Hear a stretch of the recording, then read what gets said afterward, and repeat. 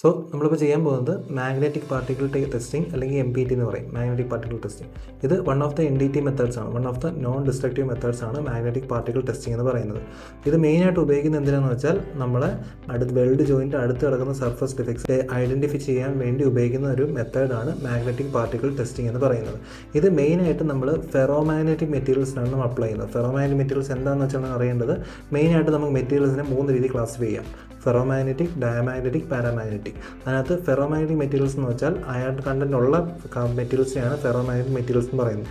അതായിരിക്കും കൂടുതൽ മാഗ്നറ്റൈസേഷന് അട്രാക്ട് ചെയ്യുന്നത് അല്ലെങ്കിൽ മാഗ്നറ്റൈസ് ചെയ്യപ്പെടുന്നത്. സോ പാരാമാഗ്നറ്റിക് എന്ന് പറയുമ്പം വീക്ക്ലി റിപ്പൽഡ് ആണ്. ഡയമാഗ്നറ്റിക് എന്ന് വെച്ചാൽ ഒട്ടും നമുക്ക് മാഗ്നറ്റൈസേഷൻ അപ്ലൈ ചെയ്യാൻ പറ്റാത്ത മെറ്റൽസ് ആണ്. സോ ഇതെന്ന് പറയുന്നത് ഒരു ഫെറോമാഗ്നറ്റിക് മെറ്റീരിയൽ ആയിരിക്കും. ആ ഫെറോമാഗ്നറ്റിക് മെറ്റീരിയലാണ് നമ്മളിപ്പം MPT നടത്താൻ പോകുന്നത്. അതിനകത്ത് നമ്മൾ മെയിനായിട്ട് ചെയ്യുന്നത് സർഫസ് അല്ലെങ്കിൽ സർഫസിന് അടുത്ത് കിടക്കുന്ന നിയർ ആയിട്ട് കിടക്കുന്ന ലീനിയർ ഇറഗുലാരിറ്റീസ് കണ്ടുപിടിക്കാൻ വേണ്ടിയാണ് നമ്മൾ MPT എന്നുള്ള ടെസ്റ്റ് ഉപയോഗിക്കുന്നത്. ഓക്കെ, മാഗ്നറ്റിക് പാർട്ടിക്കിൾ ടെസ്റ്റിങ്ങിൻ്റെ ഫസ്റ്റ് സ്റ്റെപ്പ് എന്ന് വെച്ചാൽ ക്ലീനിങ് ആണ്, അല്ലെങ്കിൽ പ്രീ ക്ലീനിങ് എന്ന് പറയും. അതിനുവേണ്ടി നമ്മൾ ആ സ്പെസിമെൻ എടുത്ത്, ഇതാണ് നമ്മൾ വെൽഡഡ് ജോയിൻ എന്ന് പറയുന്നത്. ഈ വെൽഡഡ് ജോയിനകത്ത് ഉള്ള ജസ്റ്റ് ചെറിയ പാർട്ടിക്കിൾസ് ഉണ്ടെങ്കിൽ അതൊക്കെ നമ്മൾ റിമൂവ് ചെയ്ത് കളയാൻ വേണ്ടിയാണ് നമ്മൾ മിക്കപ്പോഴും പ്രീ ക്ലീനിങ് എന്നുള്ള സ്റ്റെപ്പ് ചെയ്യുന്നത്. സോ നമ്മളൊരു ക്ലീനറാണ് എടുത്തേക്കുന്നത്. ആ ക്ലീനർ നമ്മൾ ഫസ്റ്റ് ആ വെൽഡഡ് ജോയിൻസിലോട്ട് അപ്ലൈ ചെയ്യുകയാണ്.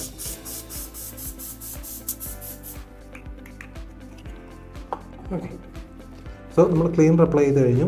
ഇനി നമ്മൾ ജസ്റ്റ് ഒരു വേസ്റ്റ് ക്ലോത്ത് ഉപയോഗിച്ച് അത് ജസ്റ്റ് ഒന്ന് ആ ക്ലീനർ, അഡീഷണൽ ക്ലീനറും ആ പാർട്ടിക്കിൾസും എല്ലാം ജസ്റ്റ് ഒന്ന് റിമൂവ് ചെയ്ത് കളയാം. ഓക്കെ, ഇനി നമ്മൾ ഒരു 70 to 80%, ഒരു 90% നമ്മൾ ആ വെൽഡഡ് ജോയിൻ്റ് എന്ന് പറയുന്നത് അത്യാവശ്യം ക്ലീൻ ആയിട്ടുണ്ട്. ഇനി നമ്മളെ സെക്കൻഡ് സ്റ്റെപ്പ് എന്ന് വെച്ചാൽ ഈ മാഗ്നറ്റിക് പാർട്ടിക്കിൾസിൻ്റെ മെയിൻ പ്രിൻസിപ്പിൾ എന്ന് പറയുന്നത് നമ്മൾ ഫ്ലക്സ് ലീക്കേജ് ആണ്. അതായത് നമ്മൾ മാഗ്നറ്റൈസേഷൻ ഇതിനാൽ അപ്ലൈ ചെയ്യുമ്പോൾ ഇതിൻ്റെ ഇടയ്ക്ക് ഇപ്പോൾ ഇതാണെന്നുള്ള ഡിഫക്ട്സ് ഒക്കെ കാണുവാണെങ്കിൽ ആ ഡിഫക്ട്സിൻ്റെ ഇടയ്ക്ക് മാഗ്നറ്റിക് ഫ്ലക്സ് ലീക്കേജ് ഉണ്ടാവുകയും അവിടെ നമുക്ക് ഇൻഡൻറ്റേഷൻ ഉണ്ടാവുകയും അതുവഴി നമുക്ക് അവിടെ ഡിഫക്റ്റ് ഉണ്ട് എന്ന് മനസ്സിലാക്കാൻ പറ്റും എന്നാണ് പറയുന്നത്. സോ അതിനുവേണ്ടി നമ്മൾ അടുത്ത സ്റ്റെപ്പ് എന്ന് വെച്ചാൽ മാഗ്നറ്റിക് പാർട്ടിക്കിൾ ഇങ്ക് അപ്ലൈ ചെയ്യുക എന്നുള്ളതാണ്.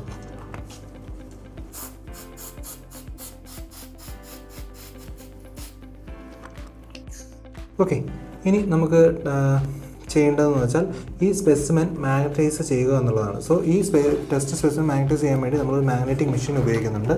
ആ മാഗ്നറ്റിക് മെഷീൻ ഉപയോഗിച്ചിട്ടാണ് നമ്മളിത് മാഗ്നറ്റൈസ് ചെയ്യുന്നത്. സോ അത് ഫസ്റ്റ് മാഗ്നറ്റൈസ് ചെയ്യാൻ വേണ്ടി നമ്മൾ ജസ്റ്റ് ഒന്ന് ഹോൾഡ് ചെയ്ത് പിടിച്ചുകൊണ്ട് മെഷീൻ ഓണാക്കി ഈ മാഗ്നറ്റൈസേഷൻ അപ്ലൈ ചെയ്യുമ്പം മാക്സിമം നമ്മൾ പെർപെൻഡിക്കുലറായിട്ട് അപ്ലൈ ചെയ്യുക, ജസ്റ്റ് ഇൻക്ലൈൻഡ് അപ്ലൈ ചെയ്യുക. കാരണം ഡിഫക്ട്സ് എങ്ങനെയാണ് കിടക്കുന്നത് നമുക്ക് അറിയാൻ പറ്റത്തില്ല. സോ ജസ്റ്റ് പെർപെൻഡിക്കുലറായിട്ട് അപ്ലൈ ചെയ്യുക, ഇൻക്ലൈൻഡ് ആയിട്ട് അപ്ലൈ ചെയ്യുക. ഓക്കെ,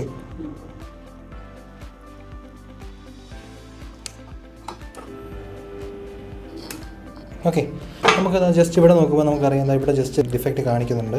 അത് ഇൻകംപ്ലീറ്റ് പെനെട്രേഷൻ അല്ലെങ്കിൽ ലാക്ക് ഓഫ് ഫ്യൂഷൻ എന്നൊക്കെ നമുക്ക് പറയാൻ പറ്റും. സോ ഇതാണ് ഇതിൻ്റെ മെയിൻ നമ്മളിപ്പോൾ പിന്നെ ജസ്റ്റ് നമ്മളിങ്ങോട്ട് മൂവ് ചെയ്യുമ്പം ഈ എൻഡിലായിട്ട് നമുക്ക് ജസ്റ്റ് വെൽഡ് പൂർണ്ണമായിട്ടുള്ള ഇൻകംപ്ലീറ്റ് വെൽഡാണെന്ന് നമുക്ക് മനസ്സിലാക്കാൻ പറ്റും. ഓക്കെ.